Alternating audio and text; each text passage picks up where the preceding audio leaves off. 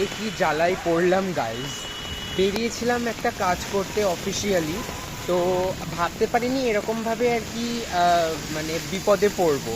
মানে হচ্ছে তোমরা যে দেখতেই পাচ্ছ আকাশের অবস্থাটা, তাও ভালো ব্যাগে আমি ম্যাক্সিমামটা ক্যারি করি, ছাতা সানস্ক্রিন এগুলো আমি ক্যারি করি, তাও আজকে বেঁচে গেছি। খুব জোর বৃষ্টি পড়ছে, সেটা আজকে সকাল থেকে সেরকমভাবে সংকেত ছিল না যে আজকে বৃষ্টি পড়বে।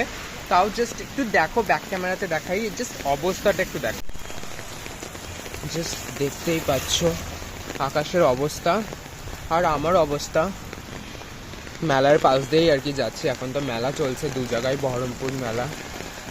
তো যত টাইম যাচ্ছে মনে হচ্ছে আরো বৃষ্টি বাড়ছে।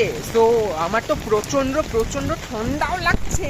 ওফো, এরকম ভাই প্রথমবার হলো আমার সাথে। আর আজকে সেরকম আকাশের পরিস্থিতি ভালো ছিল সকাল দিক থেকে, আমি ভাবতে পারিনি এরকমভাবে বৃষ্টি পড়বে আর এরকমভাবে বিপদের সম্মুখীন হবে। তার উপর আবার কারেন্ট নেই, কোনো রকমভাবে আমি পিডিএফ ডাউনলোড করতে পারছি না।